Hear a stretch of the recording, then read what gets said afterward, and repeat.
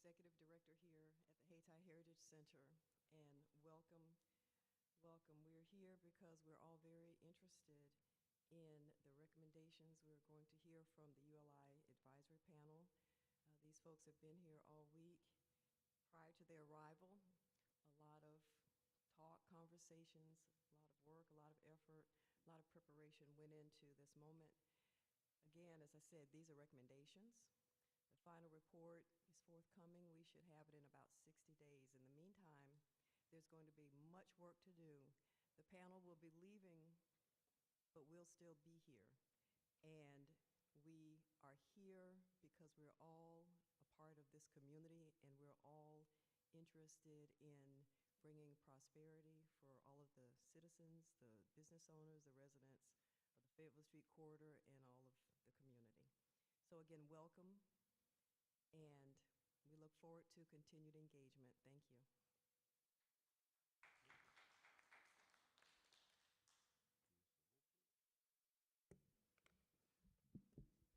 Good morning. My name is Lanier Richardson. I have the honor of serving as the chairman of this panel. And let me start by just giving you a little bit of overview about the Urban Lands Institute. ULI is over 45,000 member organization that really has provided leadership and strategic advice related to land use and sustaining and uplifting thriving communities worldwide. We conduct research, we convene our members, we publish public books and reports and magazines, and one of the things we do is the advisory service panels that we've been working on this week. For over 75 years now, the advisory service panel program has provided strategic advice to over 700 communities and really dealt with some of the challenging issues of our time, specifically related to land use. I want to thank our sponsors, the Hayti Heritage Center, remarkable institution, remarkable group of leaders, as well as the St. Joseph Historic Foundation and the ULI Foundation as well, who provided resources to allow us to be here this morning. I also want to thank everybody who made time, an hour or more, to come and share their perspectives about what's happening in the community and the opportunities for the community, as well as the history of this community as well. And over 70 interviews were conducted over the last few days, and we want to thank everybody for making that time available. You're going to hear from our panelists today. I think I like to emphasize, I was joking, my wife is here this morning, that everybody volunteers in their own way. And so this is a real volunteer opportunity. We start every day at 8 in the morning, and most nights we've ended after 9. And many of us had to, cut off our phones for most of, or if not all of the day. So this is a real volunteer service opportunity, and the goal is to provide objective advice. None of us are paid or have any self-interest here. The goal is to examine the problem, to listen to the voices, to study the questions, and then to deliberate over and write our report. You will see the names of our members. You're going to hear from each one of them: Erica Bryce, Juanita Hardy, Bill Lashbrook, Bea Muhammad, Tom Murphy, Julia Stevenson, and recognizing our staff as well, Rebecca Hill and Deborah Meyerson, who helped us organize the week. So here's our assignment. And should be no ambiguity in the question. How can Fayetteville Corridor be redeveloped with the community at the center, ensuring that there's economic opportunity and participation for residents and that will benefit as the continued development of Durham happens? We were given 9 questions. I won't read them, but all of them center around, how do we look at Fayetteville Street specifically and imagine and invest in opportunities to really restore to a corridor that is vibrant, but also how do we create economic opportunity for legacy residents, for people of color, acknowledging the history of what Fayetteville and what this community and Hayti really means in the historical context and in the moment today.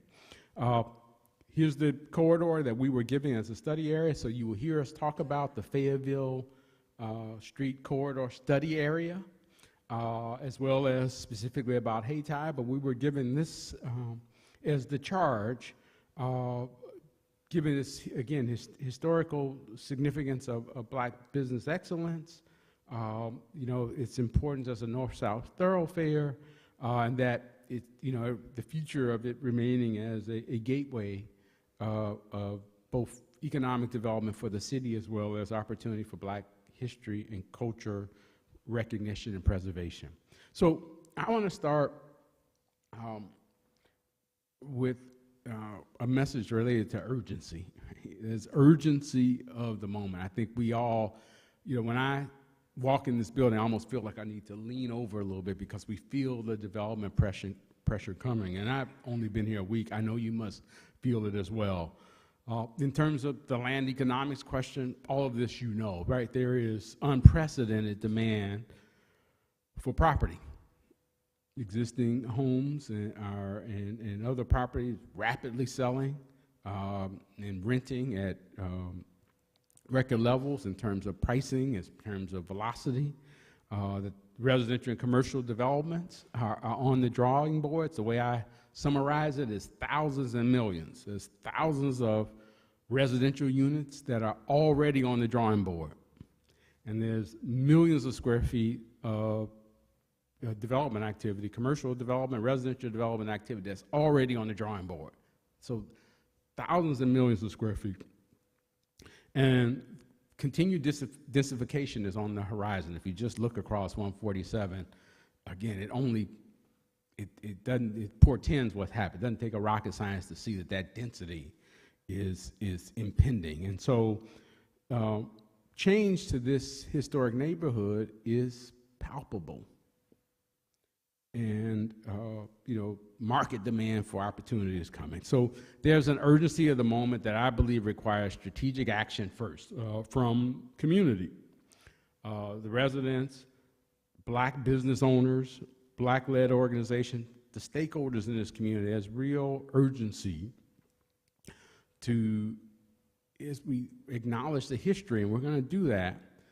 One of the things that made this community successful is, you know, people of color, Black people in this neighborhood, they organized, they compromised, they collaborated, they communicated, and that history right now needs to be accelerated. That developing a shared vision, you're going to hear my panelists talk about, is required, again, right now, right? Or, you know, my intentionally provocative meme here is you're going to get your lunch. Somebody's going to eat your lunch, right?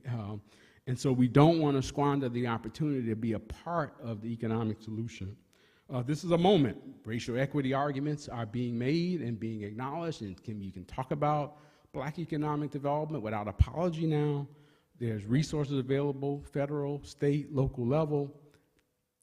We got to organize. So strategic action. Secondly, not burying the lead, so to speak, you know, bold investment, right? And I think there's a call of action here to all levels of government, again, federal, state, city, county, the UNC system.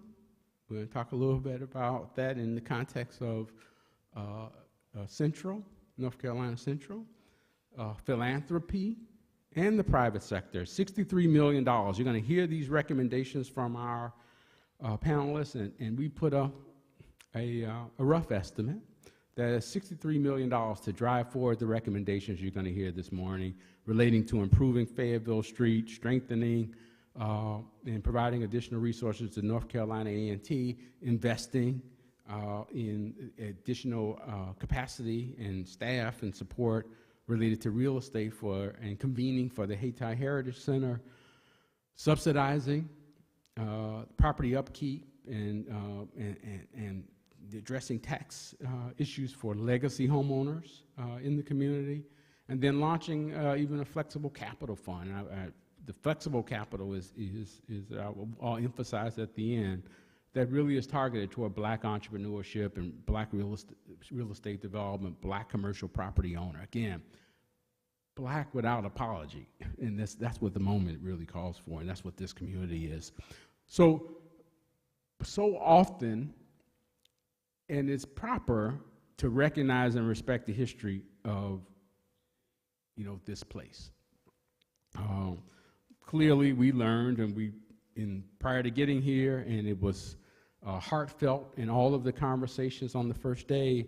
This is an area of Black business success, of Black home ownership, Black educational achievement, Black arts and culture. That's woven into the fabric. We get it. All of us know that. We must recognize and respect the Durham's history of Black Wall Street and all the contributions and sacrifices from the religious organizations and individuals, families, blood, sweat, and tears, and also recognizing and acknowledging the community trauma and the wealth destruction that resulted from the freeway construction and urban renewal. Right? So the moment of pause, right? We recognize that. But I think going forward, I don't know if it's 1% or 20% but 80% or 99% of our time has to be thinking about the future of where we're going as it relates to real estate. No denigration to the acknowledgement of the culture and the history here, but a real sense of we got to galvanize right now and be focused on how we want to preserve our history and address real estate development and be included in the process here economically. 80% of our discussion when we gather around real estate has to be talking about the future. And so just in terms of the historical context, Bill Ashbrook, just to make sure that everyone understands that we know, is going to come up and set the rest of our recommendations in that context. And then the rest of our panelists are going to go in details of our recommendation, and I will come up at the end and provide a summary. So, Bill, please.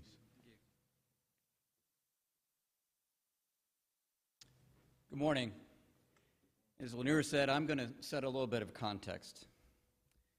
To do that, if I can, I'd like to take you back in time.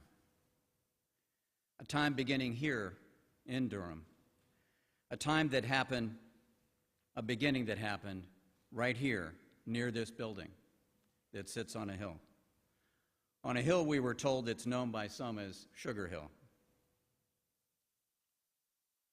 From the top of Sugar Hill, you could see how they gathered, newly free, how they supported each other, applied their skills, even building their city with bricks from their own hands. Part of, yet separate from the other city below, where they labored in factories and mills to bring wealth to others from tobacco and textiles. From the top of Sugar Hill, you could see how they built their city, the houses of leaders, the houses of worship, how they supported trade and entertainment, and how they lived in their homes. From the top of Sugar Hill, you could also see businesses rise, serving and employing those here and throughout the state. And down the road from Sugar Hill, one could see the hospital built that improved their health, lengthening their lives, and also trained nurses to improve the health of others throughout the state. And further down the road from Sugar Hill, they watched as a new college was built to educate their children when other schools would not. Then time moved on. Priorities and visions changed. And it was from Sugar Hill that you could see the evictions of people and the demolitions of businesses and the very erasure of the roads at the economic heart of the community. concrete laid for faster passage replaced their prosperity, leaving one building on Sugar Hill as a sentinel, the holder of the history that was a testament to what they had achieved. Now, time has passed yet again, and that building on Sugar Hill, once a sentinel, is now the beacon. From it, you can see the city that it was once part of and yet separate, evolve, redevelop, stretch out, and grow. From that beacon on Sugar Hill, new evidence of change is being observed, as houses are purchased for financial returns and not the building of families. It is time now for that beacon on the hill to be the center, both anchoring and harnessing the energy of change for its community, to convene, plan, and form it, to bring a renewed community with an identity rooted in the heritage of the past, promoting the talents and skills of all residents, caring supporters and market participants with the goal to bring back the joy and stability of a thriving community once again. We are called here today because of change. We've all witnessed it, indeed, all experienced it. Most of us have learned with things that we can't control, like weather. It's just common sense to be defensively prepared, like with layers and umbrellas. We've also learned that some changes can be controlled or influenced by our participation. Non-participation is no preparation. Non-participation, or with participation, through goal setting, rulemaking, and just disclosing desires, convenings can yield stronger, more viable, more broadly embraced futures. Today, Hayti neighborhood is facing changes from many sides. Perhaps the greatest challenge is that of time. On this slide, you can see developments that are already underway and will shortly begin, crossing the freeway. The changes on this side of the freeway include the immediate redevelopment of 2 housing sites, and the likely changes on a 10-acre multi-use site requires the immediate involvement if a view of the community desire and potential can be included in these plans. Excuse me. Some who wish to be involved in the new Hayti potential will buy their right to participate. Others are involved because they can facilitate interaction with key stakeholders. But in respect to the history of Hayti, those who, when powerless, suffered the power-driven change, they, the carriers of the culture created by unity, innovation, perseverance, innovation, deserve the right to have their heritage planted firmly in the plans for the future. And now, to bring us to the future of our presentation, I'm pleased to turn over the podium to my colleague, Tom Murphy, the former mayor of Pittsburgh. Thank you.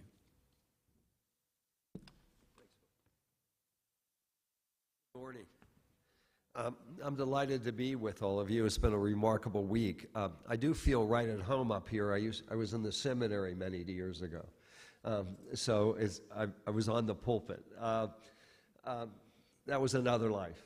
Let me talk a little bit about the changing narrative that Lanier and Bill talked about, and engaging and empowering the future generation. It really is not about our generation. It's about the coming generations of how you continue to maintain this legacy. And I'm going to give you some examples of where cities with urgency and intentionality reimagine themselves. Right down the road, how many of you have been to Greenville, South Carolina?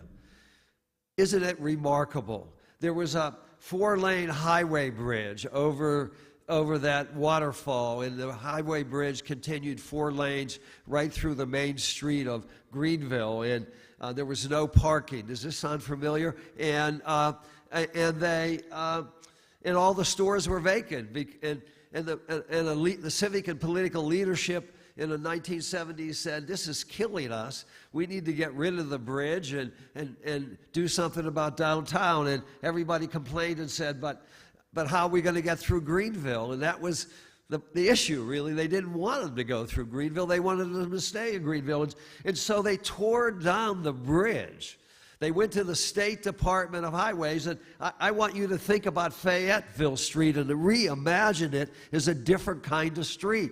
They went to their highway department and convinced them to tear that bridge down and to narrow the road running through the city to 2 lanes and widen the sidewalks and have parking. And as if you've been to Greenville, you know it is a live, a remarkable place. And that waterfall now from under the bridge is a place on a nice summer day where there are hundreds of people having lunch. It's a remarkable example of intentionality, urgency, and a really sense of reimagining their city.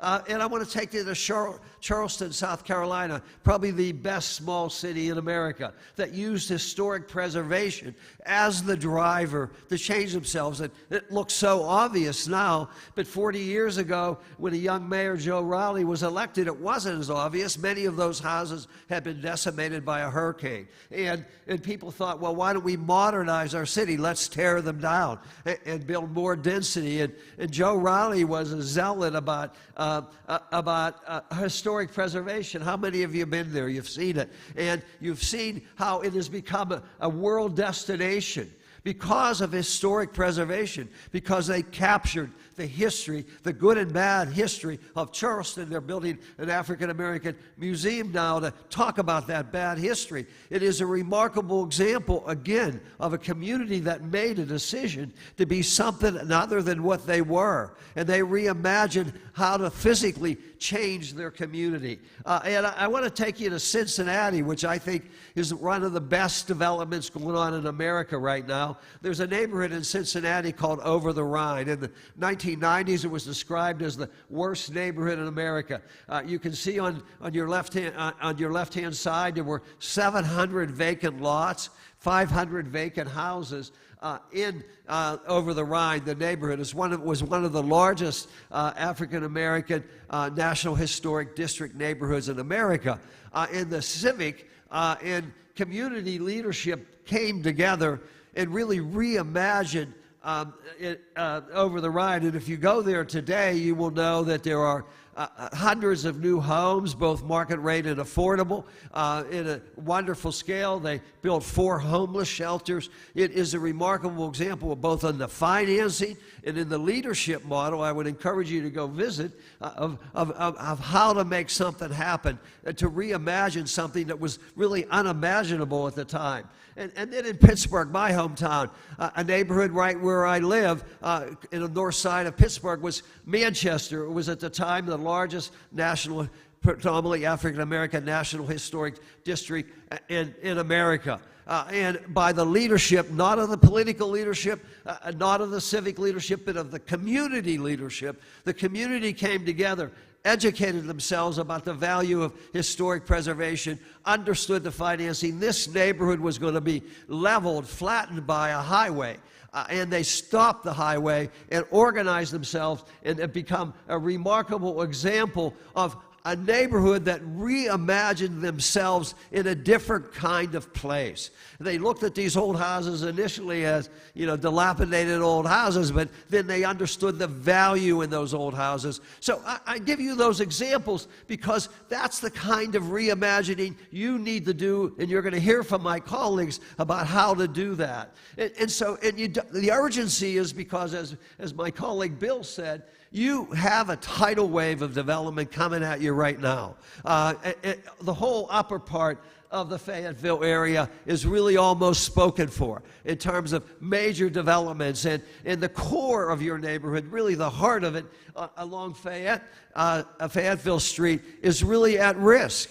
And this is an example of but one block on Fayetteville Street where one out-of-town developer has purchased almost half the block already by your property records. And what does that mean? And those are some of the boarded-up houses on Fayetteville Street. Do they go away? Or do they get restored to celebrate who you are? That's the reimagining that needs to happen. And so I want you to think about changing the narrative. of how do you empower the next generation. And you know, the university and the housing authority will figure out what they need to do, but where there's a vacuum right now is in coordinating that investment activity so it complements what Bill and Lanier have talked about. And how do you maintain the affordability in both rental and home ownership so that people in the future generations of the original settlement of Hayti continue to be able to afford to live here? How do you capture the new employment opportunities that are being created by both the commercial, residential, and other development that anchors job opportunities for the residents of Hayti so that they don't need to leave the community to find work somewhere? How do you attract neighborhood scale retail development not only at the top of Fayetteville Street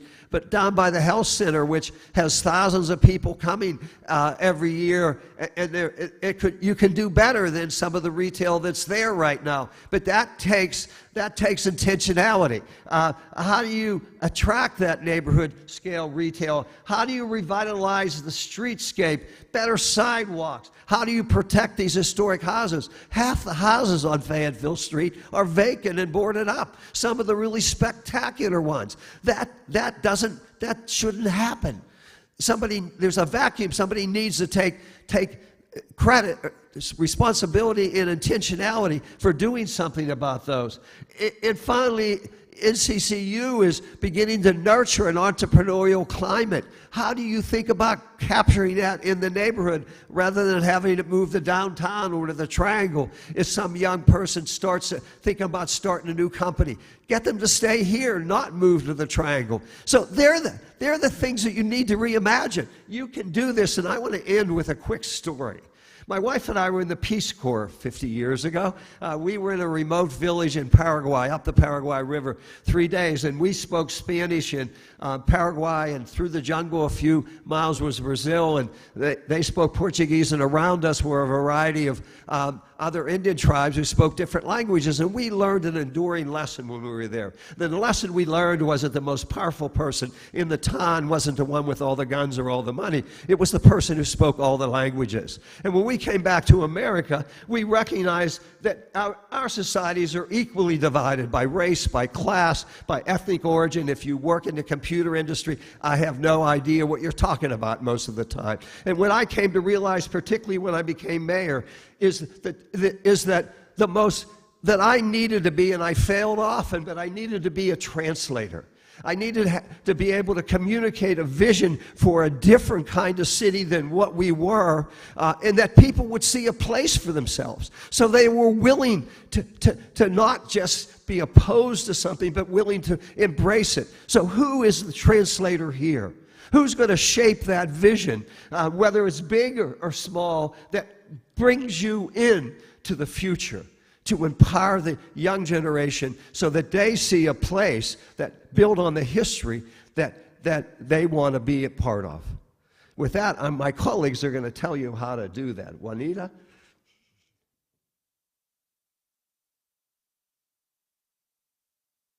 I feel like saying, Reverend Tom, I feel like saying amen. Thank you.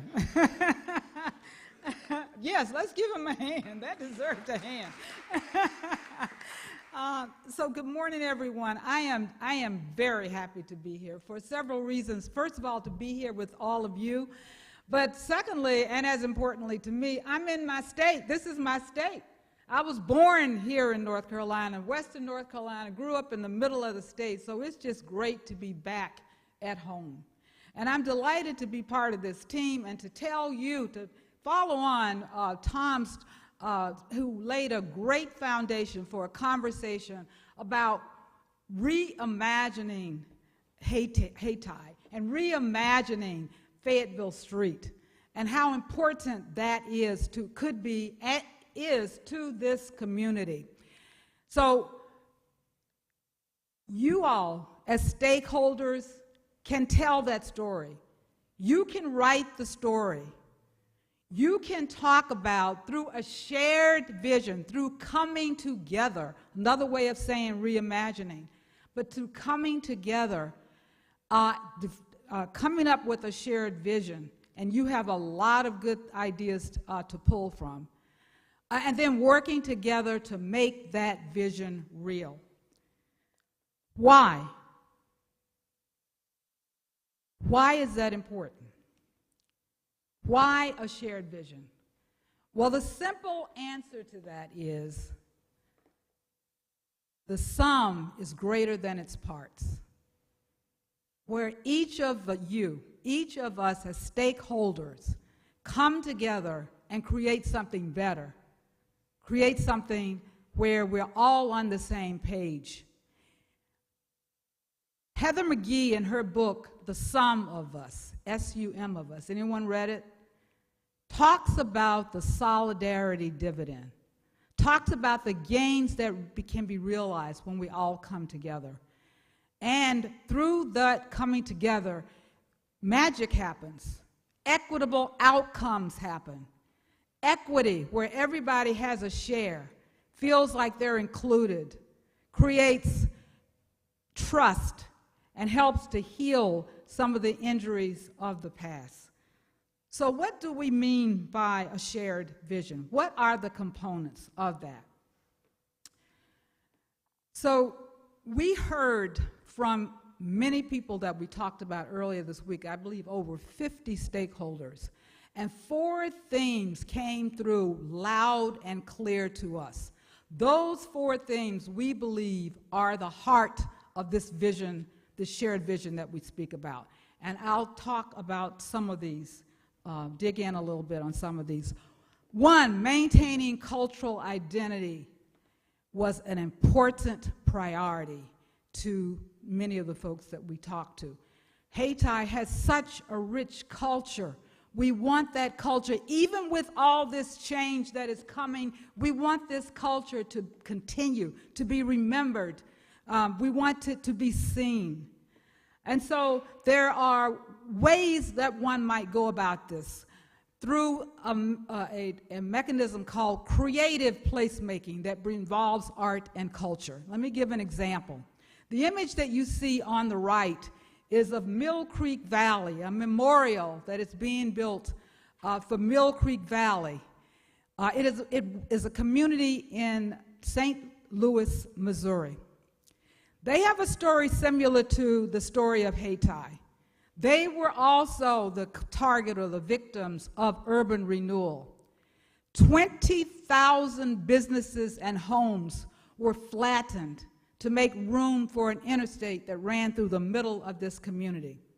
Now fast forward to these times, a local artist with an architect who was contracted to build a greenway in and around St. Louis came together, worked together to build this memorial. The structures you see here are buildings, homes, and businesses that existed in, they symbolize these buildings that existed in this community for a 200-year history before urban renewal.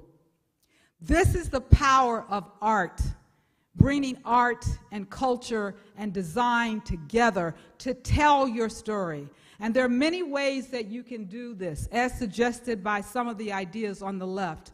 Let's look at one, which my colleague referred to, historic preservation.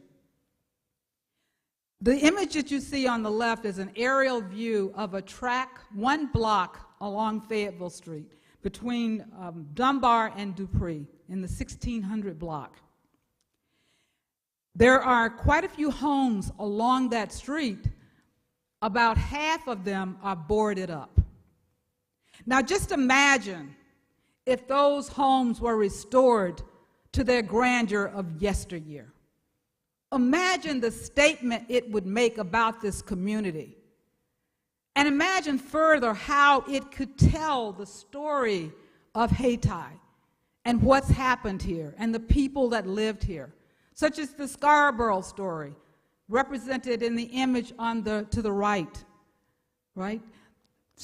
David Scarborough, we know, we've learned, who established a funeral home here, built this house in 1913, 1914 from disassembled parts by other homes in the area, right? The people that come, visitors that come, could learn about the rich history of Haiti, how people lived. This would be a marvelous way to tell its story. So we've been talking about creative placemaking, art and placemaking. There's another priority that we heard from you, and that's placekeeping. In other words, keeping long-term residents in place, those who live here with all the investment dollars that are imminent, still stay here and benefit from what happens here. We know that displacement is a pervasive issue in new and real estate development and investment, but it doesn't have to be Haiti's story. We also learned about the demographics of this area, and we learned that over 40% of the residents who live here live at the poverty line, making average household incomes less than $16,000 a year. We have to protect these folks.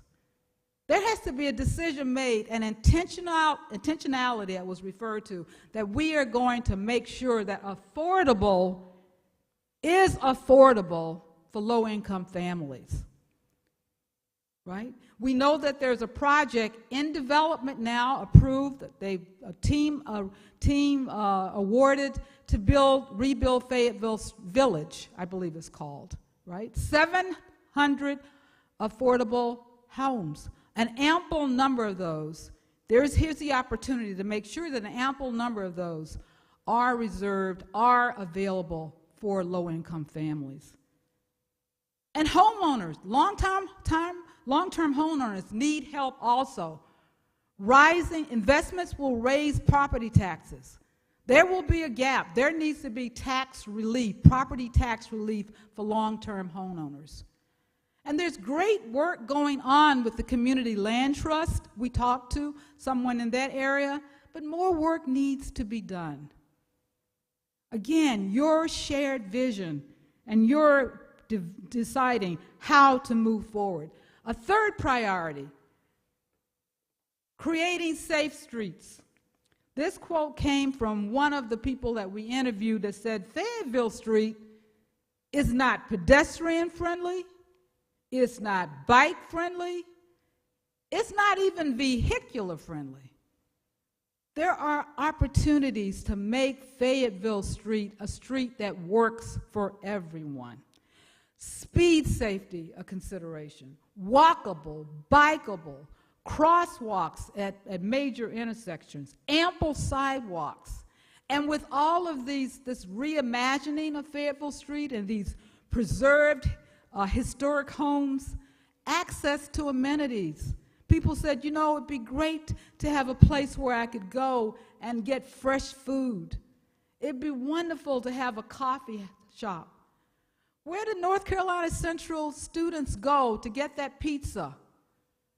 Where do they spend their money? Have them create a place where they can spend their money right here in this community and promote the local economy. Have enclaves, places where people can gather, where locals and students and visitors can connect. How does all this happen? How will a vision be realized? Well, I want to go back to the statement I made earlier, and that is that you, as stakeholders, and others in this room and others not in this room, can come together and create a shared vision, and then execute on that vision.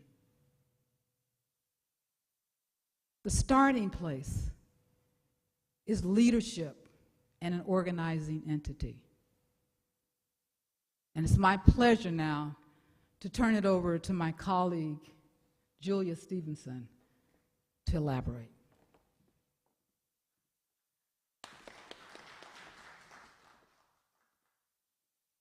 Good morning. How do you get from vision to fruition? Through leadership. Leadership does not mean unanimous agreement, but in this case, achievement of consensus. Leadership by way of an acceptable compromise that individuals can live with. As stated, there is already consensus around the need to preserve historic identity, entrepreneurial and small business legacy, historic traffic patterns, cultural ties, and safety. What's needed is consensus on how to achieve these goals and realize the vision. There needs to be an organizing entity to deliver on a community-led plan or strategy that can be executed. Starting with what's already in place in this community, the stakeholders that we've met already have formal and informal ties between one another. Residents are either alumni or volunteers of the anchor institution. City officials serve on the board, while residents work as state and county employees. Training partners live in the community, while Chamber of Commerce members meet regularly with school chancellors and small business resource center leaders. Cultural centers unify all sides citywide. Formalizing and/or creating transparency around these relationships will create a stronger base for leadership to mobilize. We recommend that the community convenes in neutral territory, potentially in a space like the Hayti Heritage Center, where there is already arts, cultural, educational, and workforce training, unifying members from both sides of 147. Leveraging third-party models and resources can aid in identifying an organizing entity or collaborating entities that embody the technical and community engagement skills needed for an executable plan. This image reflects a recommended structure of leadership to ensure that, one, the community is engaged equitably, and two, the subsequent plan for the corridor is implemented, talking about accountability. The qualities of the recommended organizing entity are, one, a trusted entity that will honor the community's history and the voices of its stakeholders. A capable set of individuals with a proven track record of coalescing multiple stakeholders, including community government, nonprofit, and for-profit entities. And organized individuals that establish regular communication and demonstrate soft skills. And then results-oriented leadership evidenced by the ability to lead the community through appropriate business channels in the city and state government for the implementation of the community's plan. Benefits of an organizing entity may lead to clearly defined goals and an avenue to negotiate the needs and desired amenities on behalf of the community, which could look like a community benefits agreement with the city. The ability to strategically participate in the development process with the city as it relates to public approvals and private investment in land. An avenue to self-advocacy as it relates to traffic patterns, safety, and preservation of the Main Street community feel. An organized and consistent stream of communication, as well as transparency around resources available to business owners, landowners, and homeowners that may help them improve existing structures and streetscaping.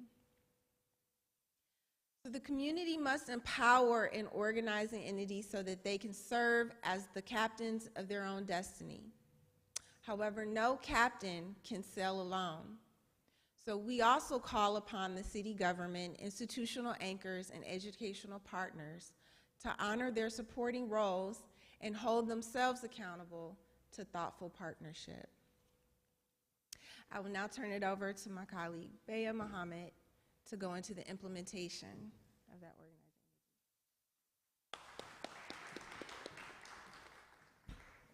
Good morning. How's everyone doing this morning? Good. We are almost finished. We have a couple more presentations, and we will wrap this up. It's really an honor to be here in Durham. I haven't been here in over 30 years, but I was really happy to, one, take in the weather. I'm from Rochester, New York. And the other is to be among you. Everyone on the panel here has spent their life's work either working in communities of distress or actually lived in them. And I'll get into that a little later, some examples that you can look at. We've spoken to or interviewed close to 80 people in this community. One of the consistent themes that I heard was a need for unity, unite, next steps to get some work done, particularly on this corridor in this community. Trust, we believe, is essential here. We're never going to agree to everything, but we have to trust our neighbor to make the right decision. This really needs to happen now. All of our colleagues talked about the sense of urgency. You can look all over the country. This is a similar story. Usually as black people, and I'm speaking as a black man, we're usually behind the 8 ball. But we have to get in front of things now. So at the end of this, you really have to make a decision. We have recommendations. We'll have a 60-page book or more.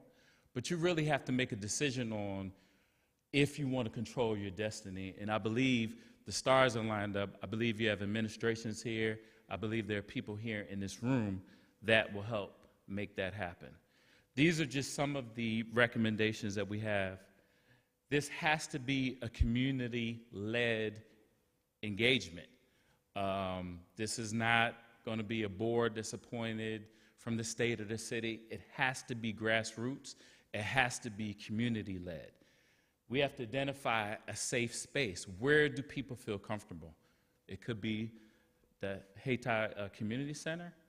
It could be a restaurant, but that has to be established. But the community has to determine how that happens. There are many plans. There's probably over 10, 11 plans through the years. Review those. But what are key things you're going to take out of those to agree on a course of action? What happens next? And really that has to happen when we finish here today. We need to communicate, but we have to track our progress. We could talk all day, but we have to have measures of success. If you cannot measure it, you cannot improve it. That's a quote from William Thompson. Now, transportation. I live in Rochester, New York, and I used to work for the city. I was Commissioner of Neighborhood and Business Development. And when I started, the city was in the process of filling in I-490, which was called the Inner Loop. Similarities to Fayette Street and 147. But what happened there, and I would hope that all you look this up, we filled in, it was a depressed highway that actually went through a middle-class black neighborhood. So we filled it in, and we created development parcels, which is, right now is primarily filled with housing. The majority of the housing is affordable housing. And actually, as we speak now, we have a black woman who owns an apartment building, and she's actually building a hotel. And the organization that I represent, we're actually going to help her with loan and financing. The other part of the highway is being studied now to fill in, and that'll be about probably close to 20 acres. So similar situations. In Syracuse, New York, you have I-81 that is coming down as a highway, same thing, went through a middle-class black neighborhood, and all this you can attribute to Robert Moses. If anybody knows Robert Moses, who they used to call the power broker. So some of our recommendations are here. Getting control of the highway, the street, to meet the needs of the community. But again, this has to be community-led. The city needs your support, the state needs your support, but it's going to have to start in this room. Business support. We're recommending the first thing we do, and maybe this has been done. Anything we're saying, if it's been done, This is not to disrespect anyone, but I work in economic development, and what happens usually is we always assume we know what businesses need. And usually it's really the opposite. We don't know. So we're recommending do a survey first. Do a survey, get the economic development of corporation, if it's city-based or neighborhood-based, do a survey and assess really the needs and the products that businesses need. Because again, we assume there are many grant products and loan products that have reimbursements. That really is not friendly to a business. You know, I've been a business owner, and if you ask me to do a reimbursement, I don't have the money up front. That's why I'm coming to you for a loan. So let's do a survey of the needs. Let's also do a survey of what the community will support. So there are a lot of needs here, but there are a lot of businesses here. And as my colleague Tom mentioned, there are a lot of rooms for opportunity. Also, too, collaborating with North Carolina Central. They put a lot of emphasis now on entrepreneurship, creating a business association that represents the businesses along the corridor. They promote the corridor, they promote business interests, and they work with the community to increase traffic here. And lastly, for my slides, technical expertise for acquisition. This was mentioned earlier, and I just know through experience, if the community-led organization can position themselves to acquire property, maintain it, redevelop it, sell it, but keep it in the hands of those who are interested in building the community, not just flipping it, that is vital at this point. And really, urgency. I've lived in Washington, D.C., I live in New York right now.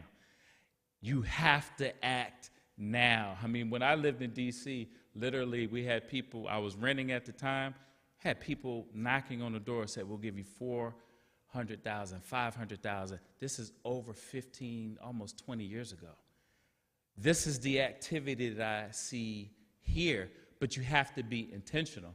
Now, there are others, and I'm going to wrap up right here, that will say, hey, you're just focusing on the Fayetteville Street corridor, you're just focusing on the Hayti neighborhood. But that's what it takes. You're going to have to focus.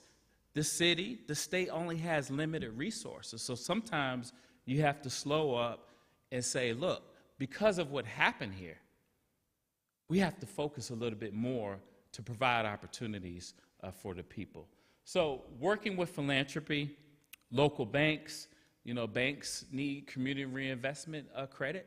I don't know the scores here with the banks, but work with the banks and work with the city and state. And let me close with this. This is a partnership. It's not a us against them. If you do that, that's a mistake. This is an actual partnership that has to be built right here, right now. Thank you. Hello, everybody. So I am not the last person, but we're getting there, I promise. So my name is Erica Bryce. I am from Kansas City, Missouri. If you ask me if I'm from Kansas, I will probably give you a side eye. Don't ask me why we're so funny about that, but there are Kansas City, Missouri, and Kansas City, Kansas. And I did want to say the thing that hit me the most when I came here and had a chance to interview everybody, I saw my own community. So in my community, we have 18th and Vine. And so if you guys have heard about the Negro Leagues Museum or the Jazz Museum or Kansas City's known for barbecue, but that was our Hayti. And so this is a phenomenon that we're seeing literally across the country. The same dynamics, middle-class black neighborhood, the main street that was broken through by highways to the point where there's now federal legislation looking at reconnecting these communities. So this is actually really apropos moment too. I also want to stress that you all are also, unfortunately, at the whims of a lot of investment forces that are outside of North Carolina even. There's a lot of money looking for a home, and so a lot of the pressures that you're experiencing right now and other communities are experiencing right now is money looking for a home, and they like real estate, and y'all are right next to downtown. And so that's why we come with the level of urgency that we have right now. I know you all recognize it. I see a lot of hard work. I know you guys are going to hear some things hopefully reflected back to you and things that you've already heard before, things that you may have even tried before. I'm just hoping that we can bring a lens, but I hope you all understand that we certainly recognize how much hard work has gone on here. And so really quickly, on the implementation side, because I'm also going to talk about finance, we want to suggest 3 potential models for organizing the stakeholders here as well as to get certain work done. And so one, we looked at Main Street communities. And so I like Main Street communities because it's made for communities just like this. It was typically a rural program, but what they found is that there's a lot of main streets, just like Hayti, 18th and Vine, in Rochester, all these areas. And what I like about it is that it's not creating a new organization per se, it's really coalescing existing stakeholders where you also have multiple property owners that are both residential and commercial. And so this is a program that we recommend. I'm not sure if you all have applied for it before. There's a really active program here in North Carolina, and they have 86 communities, but I didn't see Durham on here yet. So if this is not updated, please let us know. But we thought it just gave really a strong framework for how to coalesce multiple stakeholders. I also want to stress that because of the urgency that's happening right now, we also think that maybe you all should think about bifurcating the entities between an entity that's really focused on the community engagement, the community activities, all those critical things, and then an entity that can move at the speed of the market. And so we said that also because these structures require different funding sources, different staffing, and not to say it can be all in one, but I'll be honest, you all don't have time for one. And that's just what it is. So, so we suggest that the Main Street Communities organization that is focused on historic communities, that is focused on ensuring that there is an equitable voice among stakeholders, but gives you a clear, I like a checklist, I'm a list girl, check off, check off. It shouldn't take, hopefully, too much to implement something like this here. The other element I like about it is I think we frequently think that volunteers can do everything. Volunteers got to eat too. And so the reason why we thought that this was a good opportunity was because it does also require that eventually you all have a funded organization that is staffed that completes the work of this Main Street Communities program. And so that can be literally anything you all want. If you all decide you want to have district-wide marketing, if you all decide that you want to have safety patrols or other safety measures, down to landscaping or even design, we want to have consistent light poles, right? And so I like that this gives a strong framework and a roadmap to get that done. And so as you all can see, there is an opportunity to apply with the North Carolina Main Street program. Okay, next. So what we heard, I don't know how many times, and I got to interview with Julia, we heard a lot about Central State. Central? Do you all just say Central, NCCU? It's a lot of letters for me to say. But Central, right? And I mean, I went to HBCU, I went to Howard, so I have a sensitivity for HBCUs, and the place that they have in our communities, which tends to be a little bit different, quite frankly, than PWIs, is what I've experienced. And so there is an existing model in North Carolina A&T that is an opportunity for NCCU here. And what it is that first and foremost, NCCU is an educational organization. They have to educate first. They are also, though, one of the main institutions here and very much interested in being a stakeholder that partners here with the community, was the experience that we had. And so we suggest that they look at implementing the real estate foundation model, which allows them to take some certain activities related to real estate development, related to economic development and community development outside of the university itself, and allows them to also look at leveraging other resources and doing what's called public-private partnerships. It also allows them to be a little bit more flexible in how they do their work.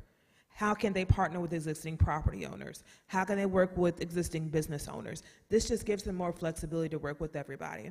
And like I said again, because they're an educational institution first, really how they do this is at the discretion of NCCU, but from everything we've heard so far, they're looking to actively partner with the community to implement a similar program.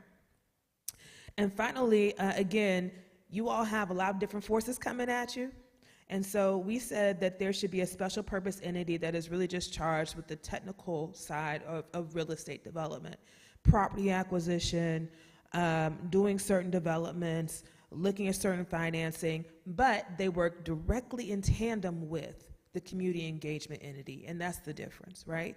They're not out here working on their own or just doing whatever. This is the thing we're gonna do, great. I'm gonna go over here, get these properties, ensure that we have workforce housing. So not just affordable housing, but workforce housing, right? I'm gonna ensure that we have commercial real estate development, right? But let them move at the speed of the market. And the thing is, like their African proverb where they talk about if you wanna go fast, go alone, right? Sometimes you kinda do.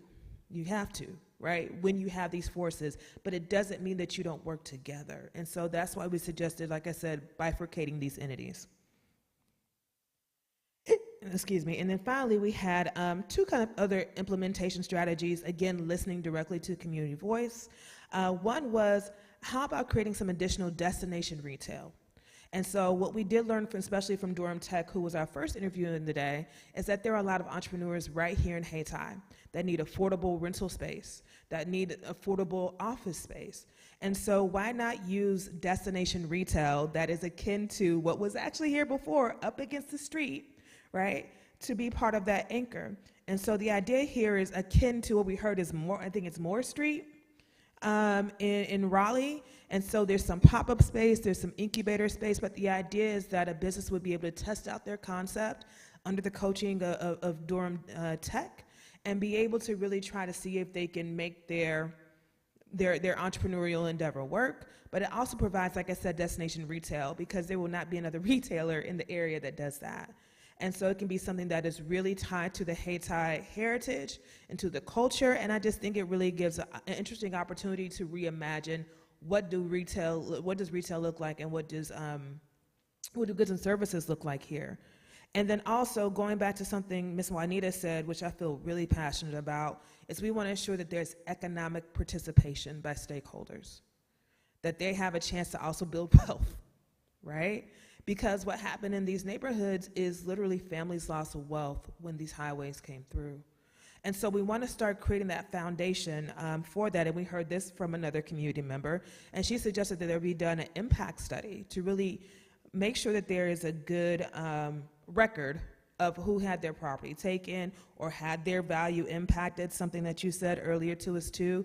But who was really impacted by the property being taken, and also where are the heirs, right?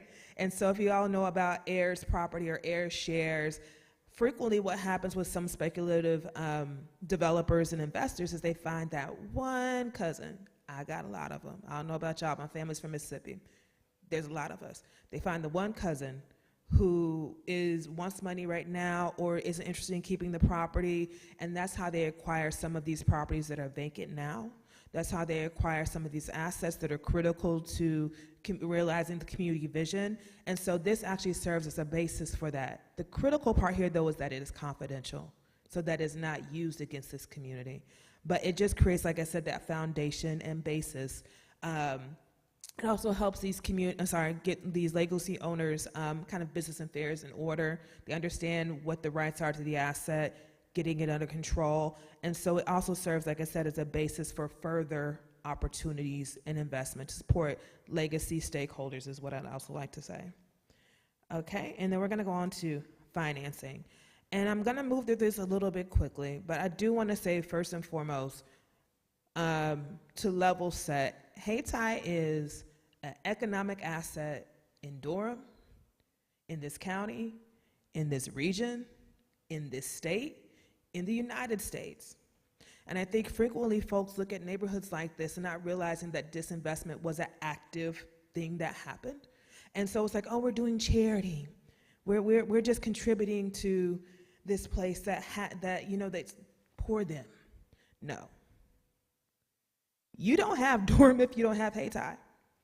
And so investment should be just as aggressive in Hayti and in this neighborhood as it is in downtown, as it is in other parts of this city. And so it's with that lens that we explore the different financing opportunities. It's so that it's just not seen, like I said, as a charitable opportunity, because it is not, it's an investment in the people and the place. And I do also want to emphasize that we're not saying just invest in the place because then this land will be here, but if y'all aren't here, it's not Hayti. It's not Fayetteville Corridor. And so we want to ensure that there is investment in both, and it is with that eye. So just a couple of thoughts and considerations and approaches when looking at this. Number one, there are actually a lot of tools out there. And so before we recreate the wheel, let's look at why the wheel isn't quite working. Where can we grease it? So we suggested there be a funding tools assessment and then kind of going in and really picking it apart. Is there a policy issue? Is there an underwriting issue? What is the issue that makes this tool tougher to use in this community? And then number two, as Julia shared, we believe there should be community benefits agreements for any developer, any private entity that's receiving public funds. Whatever that looks like, whatever it needs to be for Hayti, whatever you all decide that it should be. But if they're taking your tax dollars, there should be some sort of agreement. We should also say, though, that we're not saying be obstructive. Don't be obstructive. You still want to see certain things happen, but there should be some say by this community, especially when public tools using public money are being incorporated into redeveloping your community. And then finally, we have a suggestion of, I'm saying capital czar. I think I just like the word czar. Bea likes the word czar. But the idea here is that what happens frequently enough in these communities is that you kind of need to have somebody, and it could be an economic development entity, who can really coalesce what funding is available, but not just at a business level, but at an individual level, right? Small developer, individual legacy property owner. And the idea here is that they know what's available, they kind of know what works, they know what needs to happen to get it in, help people apply. But most importantly, when you're doing underwriting, valuations. And if anybody knows anything about valuations, and there's literally federal legislation, I guess, being proposed right now for valuations, is that they have been very biased. And a valuation does impact your ability to get the capital that you need in order to redevelop your community. And so rather than just trying to fight the valuations head on, let's have somebody that can provide the critical information for underwriting, can show what's really happening in this market. That is one small tool that can actually change the dynamic. I'm also a developer. I did banking for 5.5 years. I've been able to have conversations and fight and advocate for myself in a certain way because I've been doing this for 20 years. Somebody else coming in the door that wants to do something just as passionately, that has a better idea than I've ever had, should have that same opportunity.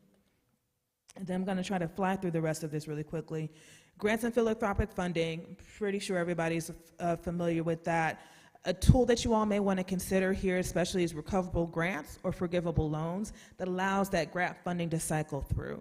And so for context, LISC has a forgivable loan program in Kansas City. It's really, they're using their own grant money and they use it for pre-development. So developers like myself and like some of my colleagues get $40,000, $50,000, $100,000, and they say use this for pre-development, and if something absolutely happens outside of your control or you can't pay it back, then it is granted. Now, we have to have a good faith effort for that to work, but what it allows then is once I pay my money back, it's going to the next person. And so I really do like that tool as a grant funding tool. It takes a little bit of risk capital off the table, and that can be used for a lot of different things. We think grant funding should particularly be used for anything that is public supporting and public facing. Debt, similar story there. I think the most critical piece with the debt is ensuring that it aligns with what this community needs. That if they're saying, well, we need to see a 130 debt service coverage or 140 debt service coverage, that we understand what that's informed by. Sometimes these communities are seen as too risky, and then when you really dig into why, it's like, well, it's not actually too risky. You're looking at a format or a function that doesn't actually apply to this community. At the same time, we don't want to see anybody trying to reach for debt and then doing things that are adverse to what the community wants to see happen. So for instance, if the debt is too expensive, then somebody's like, well, I have to charge rents of $5,000 to make it work. So we need to make sure that the debt tools align with what needs to happen. Equity, very similar. Look at local and regional philanthropic partners. And also look at program-related investments. And then the other part here, though, was looking at the use of tax increment funding and how that gets integrated into capital stacks. It doesn't have to be just for an individual asset. Tax increment funding can be used and is frequently used for public-facing assets and public-facing projects. It can also be used as a pot of money to be a little bit more responsive to the market. And then also new markets tax credits, historic tax credits, you all are a historic district. You know what it is. And then finally, additional tools. And so this is one of the areas I'm particularly passionate about. Again, economic participation is critical. Governance is critical. But economic participation gives this community an additional voice in what happens here. And so you all already have a land trust here in Durham. Doesn't mean you can even have another one if you need a particular one to this community. But what land trusts allow you to do is to create permanent affordability, and you can still build a little bit of wealth. So vacant parcels here could be acquired by a land trust. A family, workforce family, middle-income family could come in, purchase the home, and when they sell it, the money basically gets split between the land trust and the property owner. But they ensure that there is continuing affordability is what happens with this.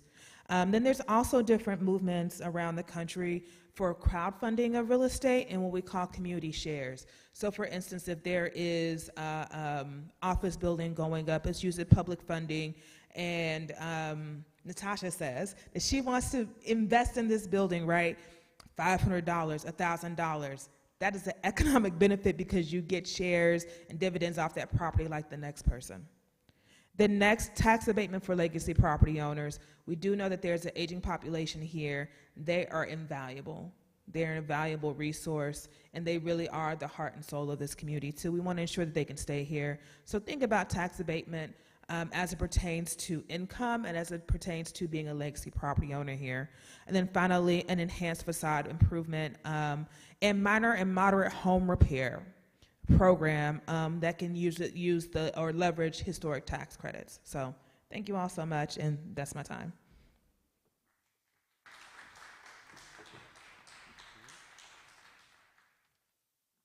So just in conclusion, so a lot of ideas, and how do you pay for it all? We go the right way.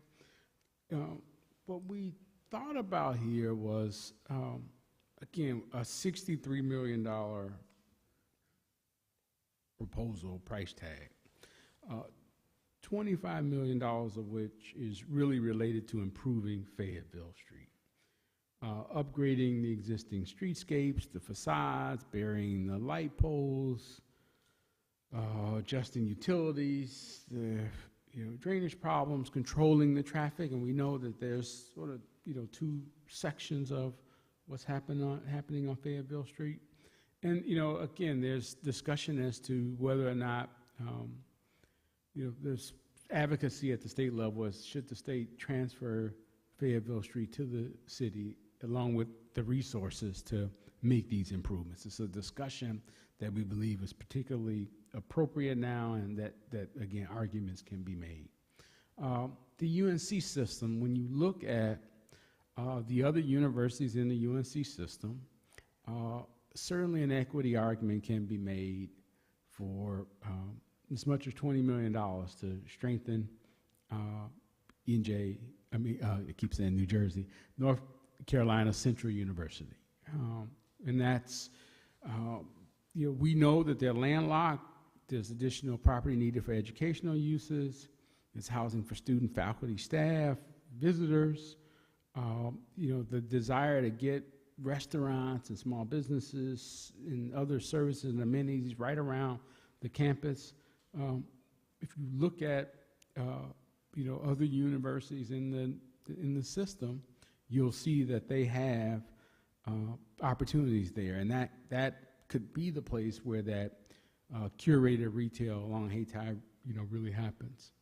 $3 million for the Hayti Center, and this is really focused on helping the Hayti Center get the resources it needs and the expertise it needs to do the convening, to do the real estate specific expertise to be able to work on historic home acquisition and creating a historic section of Fayetteville, really focusing on the historic restoration work and preservation work that we talked about. $5 million for the legacy home ownership work.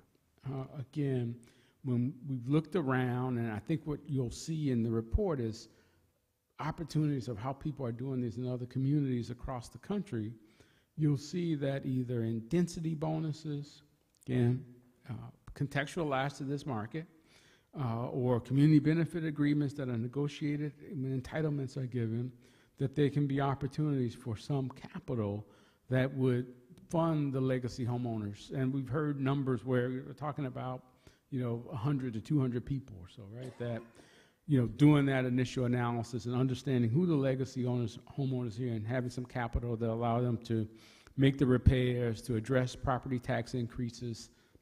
There's budget there. And then finally, $10 million for, Black Business Fund, really supporting Black entrepreneurship, and not just only the small barbershop, beauty shop, restaurant, but also next economy entrepreneurship as well. The life sciences, energy, if you really think about growth sectors, getting people of color positioned to lead and drive entrepreneurship in the next economy. A lot of that good work, as it's been mentioned, is already being implemented at Central. And then real estate, helping people of color own real estate, participate in real estate development as partners, as owners, as leaders and drivers. If you look around the country, there are, you've heard every one of us say something about intentionality.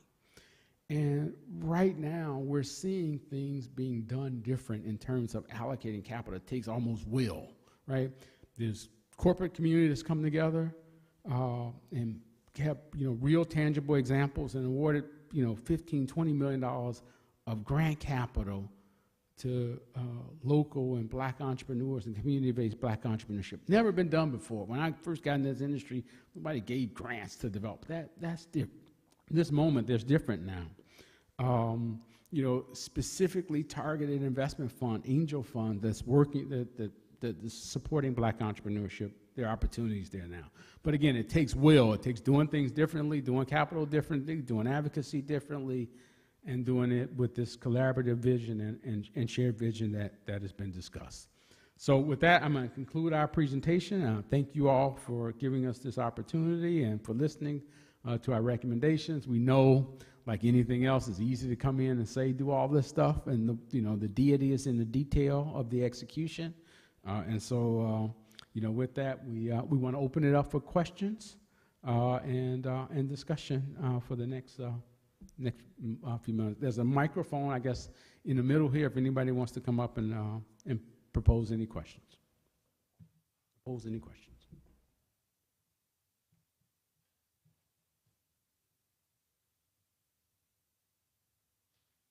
Please.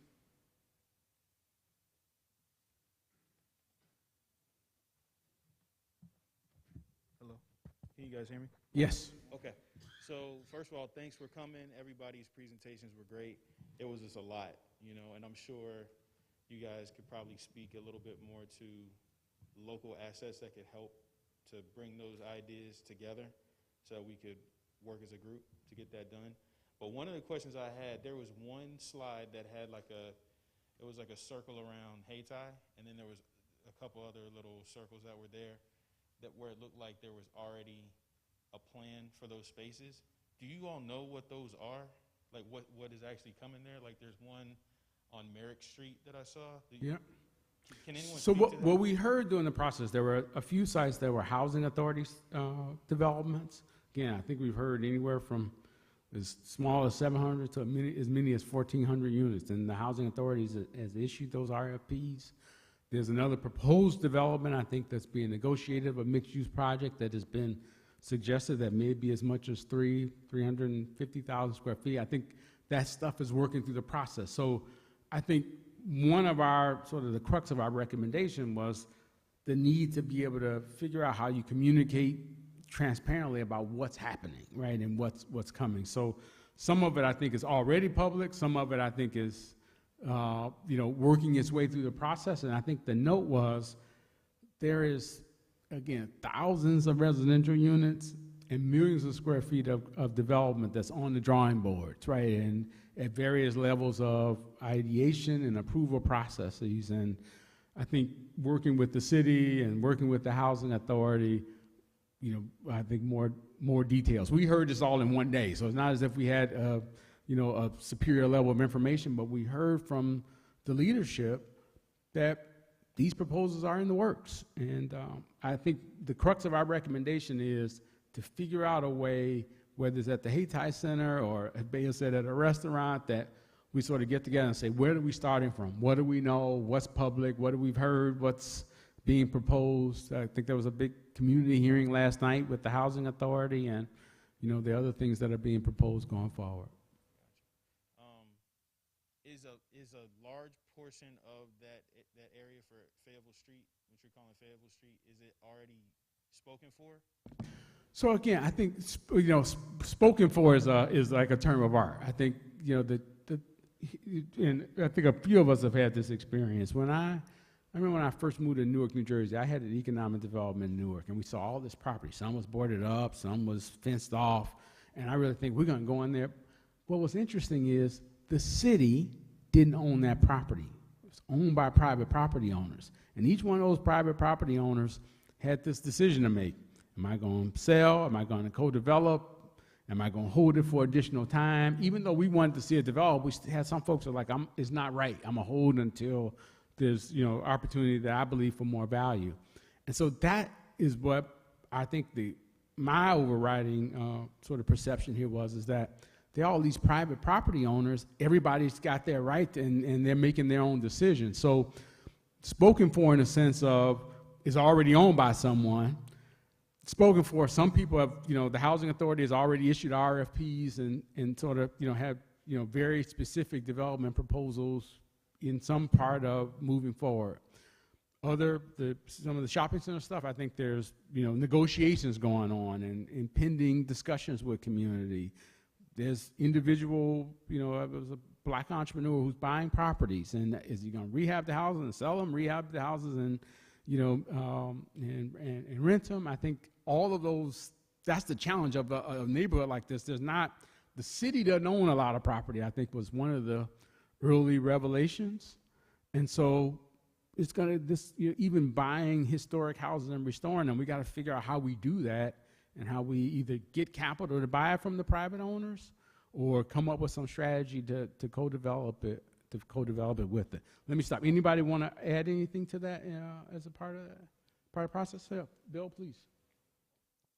Well, sir, thank you for coming this morning. I think it might have been the one that I had with the circles up that had your question. There was a meeting last night, and actually Lanier referred to it, with the Housing Authority and the developers that have been selected in those areas. We do have an idea of the number of units that are going up and the phasing that's taken place. I presented that because that's across the freeway. That's already here in the neighborhood. The reason why I mention that is you're dealing with the upper part of Fayetteville Street.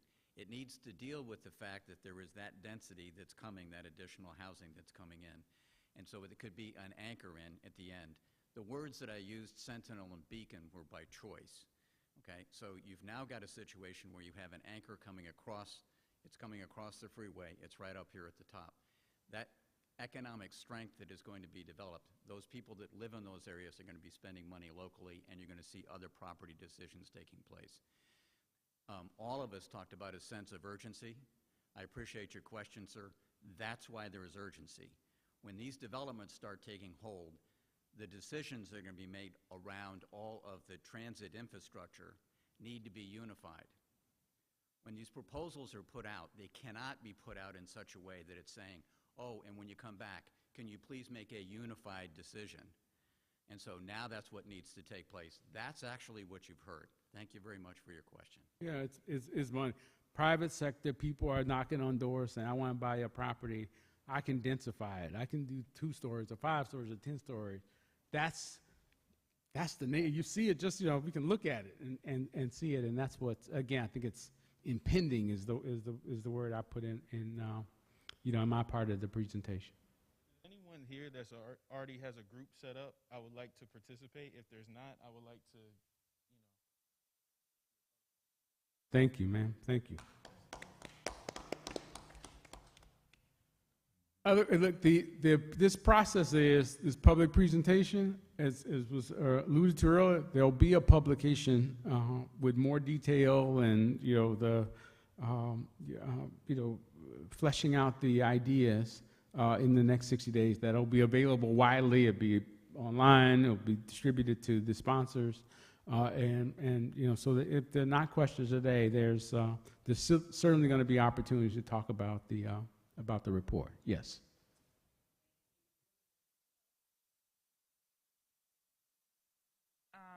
Here, my name is Natasha Walker. For those who don't know,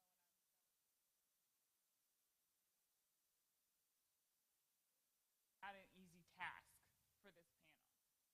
We use several panels throughout the year. It's called the Advisory Services Panel. These are volunteers. They're subject matter experts.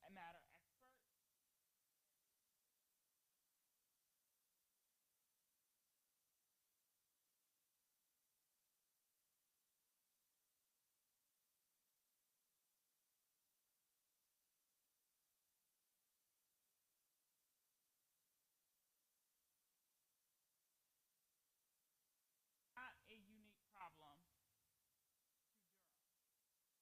That is very unfortunate. But I did want to give context to those.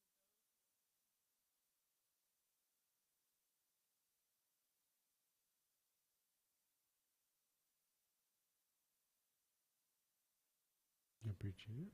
Thank you.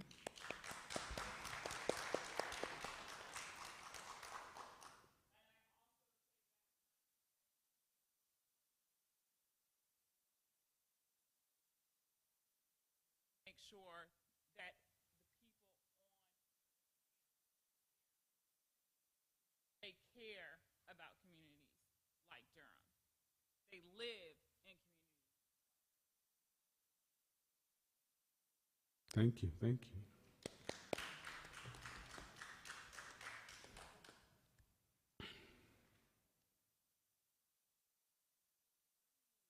Vivian Gunn, and I'm from the Grant Street community.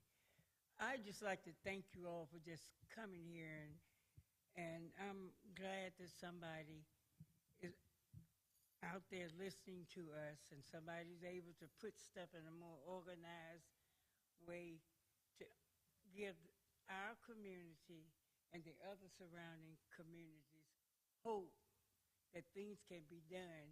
Plus, you've done it in such a well-organized way that I'm thankful to you all for coming here and giving me insight, and other people who live in the community insight that there is hope. Thank you. There's hope, and there is hope for maintaining our St. Joseph is part of it. I went to St. Joseph Church. I sang in the choir on that stage. So I'm just happy that I can see that somebody's interested in us, just interested in the people, and you're hearing the voices of the people in the community, this community and in other communities that need the help. So thank you all. No, I'm glad we had an opportunity to hear your voice. You came, I think, I need to opportunity to hear you and your neighbor and the story of ownership, and so we were inspired. Thanks to the sponsors who, again, ULI Foundation, the Hayti Heritage Center, St. Joseph, that is organized and given us this opportunity to pull all this together. So, the appreciation is mutual.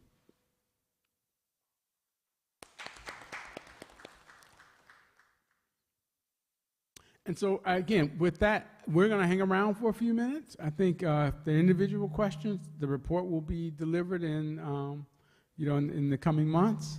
And we really do hope this is a moment to galvanize and a moment to be bold in terms of requesting resources to be able to implement the ideas that have been presented. Thank you all.